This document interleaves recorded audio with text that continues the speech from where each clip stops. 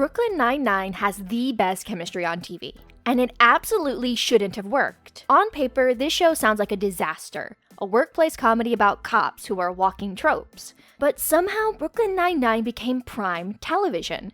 So what made the difference? After rewatching 153 episodes, I think I've cracked the case. Where most workplace comedies exploit relationships for cheap laughs, Brooklyn Nine-Nine built them into something deeper. Where other shows stick to popular character pairings, Brooklyn Nine-Nine made sure every possible combination had chemistry. The secret wasn't in the writing or the performances, though those help, it's in understanding how humor works on a psychological level. How Brooklyn Nine-Nine subverts every tired sitcom trope and stereotype, and how their evolution as individuals proves they know each other better than most real families. To understand why Brooklyn Nine-Nine works, we need to look at what sitcoms are supposed to do. For one, comedy all the way back to ancient Greece did not mean something was humorous, but rather a story or poem that ended happily. This was a reflection of the classical genres of drama where comedy was in direct opposition to tragedy. Modern comedies rely on a solid tone that directly impacts character dynamics. For example, you're likely to find a romantic interest in a buddy comedy, but the emphasis will always come back to the friendship between the main characters. Unlike in a romantic comedy where the romantic interest is directly sewn into the main character's arc, and while the friendships are there, they are more likely to be a voice of reason or an anchor to the world outside of the romantic storyline. Sitcoms, however, are special. They put the same characters in the same setting week after week, finding humor in how personalities bounce off of each other in familiar situations. We've come a long way from I Love Lucy or even Friends. The last sitcom to use a laugh track that wasn't a revival was The Big Bang Theory, and that ended in 2019. This shift away from laugh tracks meant shows had to work harder to earn their laughs. We didn't want to be told when something was funny. We also craved the evolution of characters, rather than wacky, outlandish episodes where the following week it felt like any semblance of a character arc was reset to zero. This is exactly what makes Brooklyn Nine-Nine so interesting. It has the format to have a laugh track, but doesn't need one. It takes place in the same locations, yet manages to be dynamic and full of life. A hard-hitting, absurd, police procedural comedy. It helps the cast is filled with hilariously creative comedians, co-directed by Michael Schur, who's created numerous successful sitcoms, and Dan Gore, who's written for Conan O'Brien, The Daily Show, among others. They set the show apart by injecting it with buffoonery while having it take itself as seriously as any police drama. Where it gets puzzling is Brooklyn Nine-Nine still follows the traditional sitcom plot structure that should feel tired by now. The ABC plot format.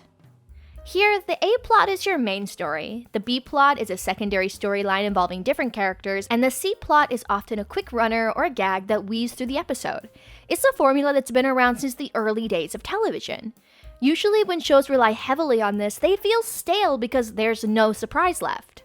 We know what to expect from each character type and plot structure. However, unlike other sitcoms where cold opens, for example, are standalone gags, many of Brooklyn Nine-Nine's connect to the main plot, showing it subtly likes breaking conventions even in small ways.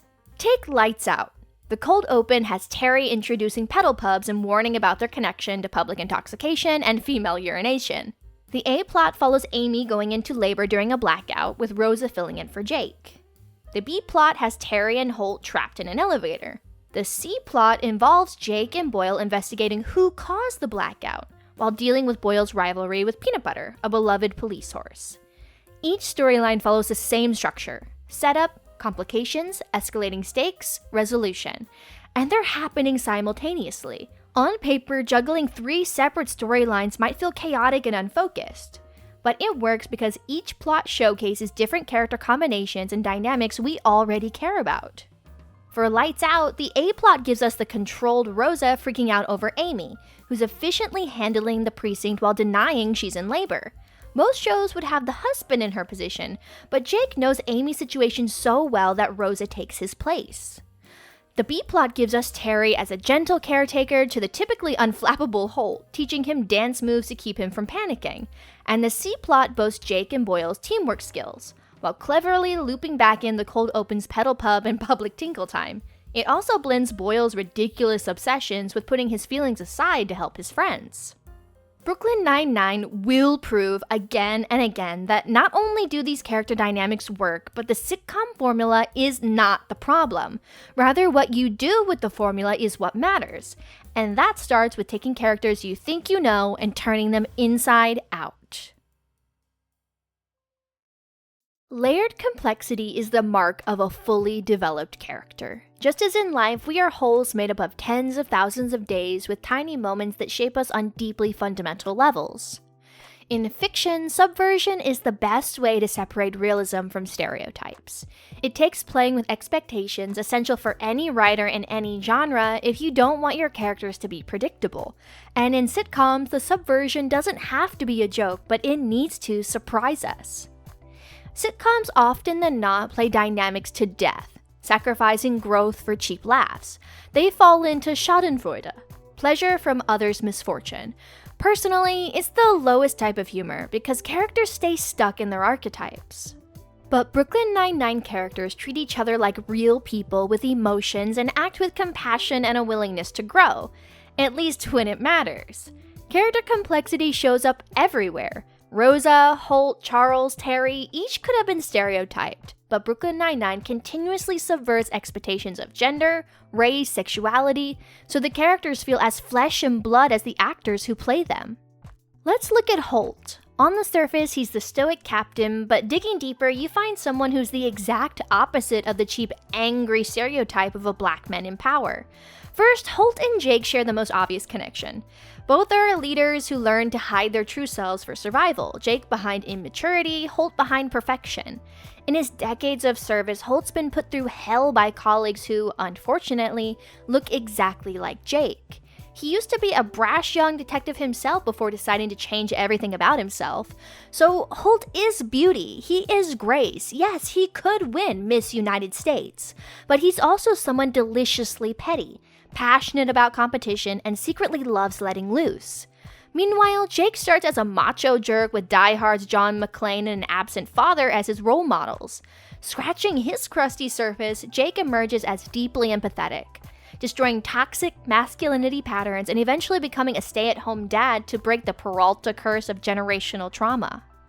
Jake's growth would have never happened without the robot Captain Holt. The pilot ends with Jake missing a huge piece of Holt's character that even a newspaper printed. He's gay. Unlike how some shows of the time would have made a joke about this, Jake realized he missed it because he was so busy rejecting authority to prove he was right. Good chemistry means characters complex enough to teach each other, flawed enough to need growth, and layered enough that every interaction subverts expectations. So Jake learns discipline from Holt, and Holt learns to reconnect with his own spontaneity. But Holt's complexity extends to the entire Nine-Nine. Holt and Rosa are not expressive. Yet this similarity comes from different places. Rosa avoids vulnerability and works hard to appear unaffected. Holt controls his emotions because he believes he needs to for respect. When Rosa needs to break up with Marcus, Holt tries to help her strategically, even researching admissible breakups online. But when Rosa breaks down, fearing she'll never find love again, Holt doesn't analyze it. He cries with her. When Rosa comes out as bisexual, Holt offers what her parents can't: unconditional support. Every time someone steps up and says who they are, he tells her, the world becomes a better, more interesting place. By season 7, when Rosa faces another breakup, Holt abandons work to sit with her listening to heavy metal. Their relationship teaches Holt that his analytical approach can't solve everything, and sometimes the most authentic thing you can do is just feel your feelings. For the most part, though, they accept their shared nature rather than Rosa teaching him something fundamentally different about himself. In contrast, Holt and Terry represent polar opposites of authority. Terry appears as the ideal man, muscular, married, kids, high position, but he's a gentle giant who cries and talks about feelings. Holt practices analytical love, translating his affection into actions. When Terry is racially profiled, he wants to process it openly, while Holt takes a protective, strategic stance. But Holt's growth shows when he realizes he's giving advice from a different era and supports Terry's decision to file the complaint. Their different approaches to care and protection round them out as the dads of the Nine-Nine. As for Holt and Amy, they share an intense drive for rules, structure, and competition that others find dorky. Gifted perfectionists who transform problems into excellence. Amy through color-coded binders, Holt through general rigidity. Their obsession with order makes them natural collaborators. When they develop the police reform program together, it's about two people who understand what it means to work twice as hard to prove themselves. A gay, black captain and Latina mother beating competitors proposing high-tech racial profiling proves their long-life perseverance creates real change. Now, Holt and Boyle may seem like an odd pair, but Holt recognizes what others miss. Boyle isn't gifted, but he works harder than anyone else, both at his job and in relationships. With Gina, their awkward one-night stand turns into her roasting Charles, yet she trusts his sweet, over-involved ways through her pregnancy and reluctant step-siblinghood. With Rosa, he transforms a desperate crush into friendship, celebrating her coming out and becoming her most vocal supporter. And with Jake, Boyle's loyalty and surprising competence balance Jake's recklessness, cementing them as inseparable best friends. This would never have happened without Holt. When Holt chooses Charles over Jake for a task force, Jake finally recognizes that he notices things other cops miss. And without Holt's mentoring approach, Jake might never have learned to see past his own ego and appreciate Charles. Holt is the perfect mentor. He has enough in common with each member to understand them, but enough difference to challenge and benefit from their growth. He's a stoic authority figure who loves intelligently and adjusts his leadership style to what each person needs. Instead of relationships that are torn down for the sake of comedy, Brooklyn Nine-Nine balances character pairing so the whole group is deeply connected. Even supporting characters like Gina, Hitchcock, and Scully get layers that make them far more than comic relief. Yet to understand why these combinations work, why their complexities feel earned rather than convenient, requires understanding how our brains process humor at the most basic level. Good comedy is like ping pong. Both require skilled players who understand each other's moves, timing, and building momentum through back and forth exchanges. But in the game of comedy, there are 4 rules or theories telling us why something is funny, and Brooklyn Nine-Nine uses all of them. The first rule, relief theory, suggests humor helps cope with pain and adversity. In the episode Moo Moo, Terry is racially profiled in his own neighborhood. When he meets with the officer who only apologizes because he didn't know Terry was a cop, we get Amy and Jake taking care of his daughters. Why was Daddy in trouble with the policeman? Is it because he's black? Hilarity ensues as they do everything from cake to movie marathons to prevent this conversation. The episode dealt with the topic of racism, but it had another lesson. Don't treat kids like they're idiots. Amy and Jake are honest with the girls, and just when it feels like they're understanding their dad didn't do anything wrong, that the cop who arrested him did something scary and bad, the girls remind us Brooklyn Nine-Nine is comedy by asking, "What's an orgasm?" The second rule, incongruity theory, says surprise creates humor. In an episode centered on Hitchcock and Scully, we learn their claims that they are, or rather once were, the studs of the Nine-Nine are true. Where did it all go wrong, the team wonders upon finding a picture that proves the duo were once hunks. It all connects to their love of wing sluts that evolved from checking in on an informant their old captain refused witness protection. They were on their way to the gym, took one bite, and fell immediately in love. The gap in our expectations is perfect.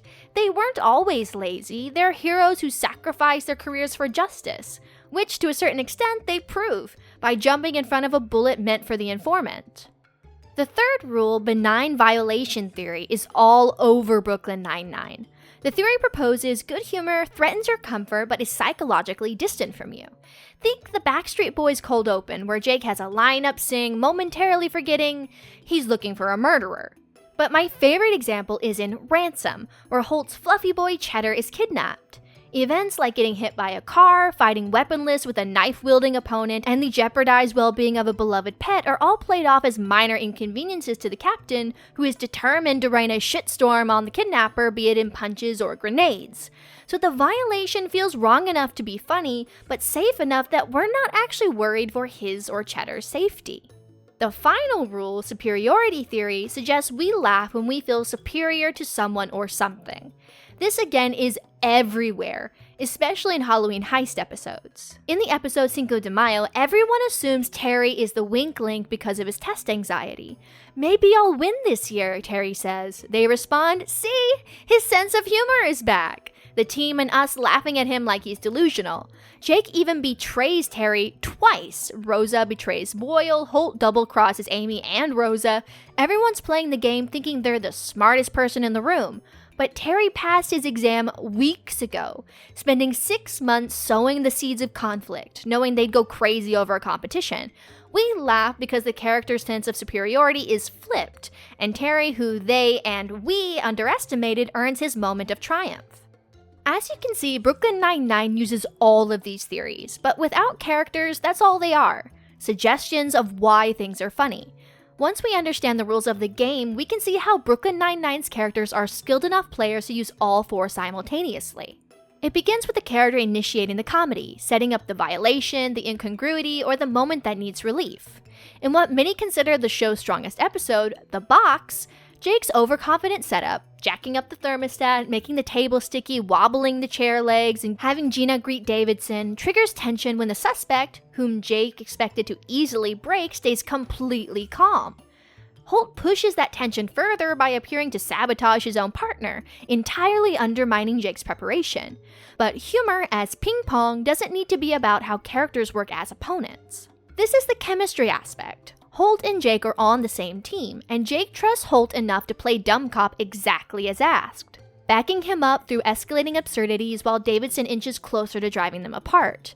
By the time Holt is crashing out over etymology, Davidson thinks he's won. Soon Jake also flips out, getting compared to an angry Muppet, and his desperate lie, which Holt warned him against, fails horribly. Under pressure, Jake comes back to that dumb cop persona to manipulate Davidson. He realized, working through his own desire to impress Holt, he and the suspect had something in common: ego. He monologues some drivel that forces the narcissist to confess. Because in talking to you, I realized what his worst fear actually was, that we would think he was just some dummy that got lucky. Holt is thoroughly impressed, and they both end the episode saying how much they love their jobs. Meanwhile, the humor is woven in to complement this dynamic. All the unexpected dumb cop things Jake does, like talking about his heyday addiction, making screaming goat sounds while playing guitar, and making Davidson say the victim's name with various emotions. It's also visual things like Holt wearing a tuxedo or his normally stoic demeanor bubbling over with excitement over the interrogation. The humor is also their desperation. We feel bad for them that their relationship is being tested, but there's little concern because this is a sitcom. Everything will be alright. The Box shows Jake and Holt are skilled players who know the rules well enough to trust each other through failure and success. But that's just one episode. Over 8 seasons, Brooklyn Nine-Nine's relationships have deepened into something that starts to look less like coworkers and more like family. And that's where we bring the Halloween heists back in. In Brooklyn Nine-Nine's annual competition for the ultimate detective/human/genius shows more than anything that dynamics between characters evolve under pressure, showcasing how it is superior to many shows in its genre. I mean, the team happily or secretly enters a competition designed to make them betray, manipulate, and outsmart each other, and they love it. If you zoom out, it becomes a time lapse of character growth where their bond deepens. Only relationships built on genuine trust could survive this, let alone enjoy that kind of voluntary torture. The first heist is simple. Jake wants to prove himself to Holt, who dismisses him for his immaturity. Holt's first mistake was assuming Jake would do his usual lone wolf glory grab, but he not only got the entire team in on it, he proved far more cunning. He promised to do everyone's paperwork if they helped him. Winning meant Holt ended up doing everyone's paperwork. This establishes the ping pong dynamic we talked about earlier. Jake surprises Holt with his know-how, and Holt surprises Jake by how much the captain is enjoying it. While any other wet towel boss would pretend that Jake didn't win, or weasel out of it through his authority over the team, Holt proves to be a good sport. He crowns Jake the ultimate detective/genius, and the yearly heist was born. In the years that follow, the heist becomes something of a team-building exercise. In the second season, Holt flips it all on Jake, knowing he'd want to bring it back, and all Holt had to do was ask the Nine-Nine if they wanted to embarrass him, and they instantly agreed. By season 3, they're 1 for 1, which is why they never see Amy coming. They dismissed her as Holt's pet and Jake's paramour, but Amy proved she was no longer a people pleaser. More importantly, her win shows Brooklyn Nine-Nine's character arcs and complexity go as far back as the 3rd season. Now, it might sound odd, but to see how the heist really evolved with the characters, we gotta look at the only member of the Nine-Nine who never won, Charles Boyle. The most attention he's ever given is when Holt chooses him to sabotage Jake's plan in Season 4, and in Season 5 when he faints from joy at Jake and Amy's engagement. By Season 8, I realized what Charles brings to the table. Heart. For years, Charles supported his members who used him, betrayed him, chloroformed him. He didn't need to be a winner. His loyalty never changes. He's angry at Jake in Season 8 for resigning because he fears working on his own, but he's not that guy who used to live in his ex-wife's husband's basement and date 75-year-olds. He has a wife and a son and is his own person. He and Terry might be the only remaining members of the Nine-Nine, but the love he has for them will never disappear. This is proof that Brooklyn Nine-Nine lets characters grow without losing what makes them unique. Honestly, one of my favorite things about the heist is seeing characters just be themselves in the chaos when their scheming goes to plan. In the 7th season, mostly with feeding Cheddar, Scully, and even Terry Ham, Rosa manages to take the title of 3-time heist champion in one go, and honestly, it's hilarious. But her meticulous win made me realize that Rosa and Amy, a pairing nearly as unalike as Boyle and Holt, might not be so different. Amy's the cinnamon roll who will bore you to death with color-coded procedures. Rosa looks like she'll kill you, is actually a cinnamon roll, but definitely has a knife. And in the finale, we see exactly how well they and the others are so alike and understand each other. The series finale and final heist not only brings Jake's character full circle with his choice of fatherhood over professional success, but also a strong look into Amy and Rosa's friendship. Rosa tricks Amy by pretending to worry about Pimento leaving for Canada, and Amy falls for it completely because Rosa knows Amy takes personal concerns seriously. Meanwhile, everyone's secretly orchestrating their version of a perfect goodbye. Amy sedating Jake and creating a fake hospital scenario, Holt arranging Terry's promotion. When Hitchcock randomly wins by buying the target for $40, the whole group handles the anticlimactic ending together, with Jake admitting he just wanted to avoid feeling sad about goodbyes. That final scene where everyone returns a year later for another heist, Terry's a captain, Boyle's a mentor, Jake's a stay-at-home dad, Rosa's a private investigator, Holt and Amy have moved on to bigger roles. They have zero professional obligation to each other. They choose to keep playing because the competition became a family tradition. That's why Brooklyn Nine-Nine's chemistry feels authentic when other sitcoms feel forced. The heist reveal what I've been discussing all along. The ping-pong dynamics, the character complexity, the humor, all in service of relationships that evolve. Most shows end with a tearful goodbye. Brooklyn Nine-Nine ends with the understanding real families don't drop off into the void when circumstances change. The show that shouldn't have worked became essential television because it proved that comedy doesn't have to choose between laughs and heart. People don't want to laugh, they want to belong. And Brooklyn Nine-Nine gave us a workplace where everyone belongs, weirdness and all. Nine-Nine! If you made it this far, thanks for sitting with me through 8 seasons of workplace chaos and found family dynamics. And if you're still rewatching episodes just to remember Andre Braugher giggling over marshmallows, ditto. That's why I'm Pickle Ditto, because whatever storytelling pickle you're in, I've probably been there too.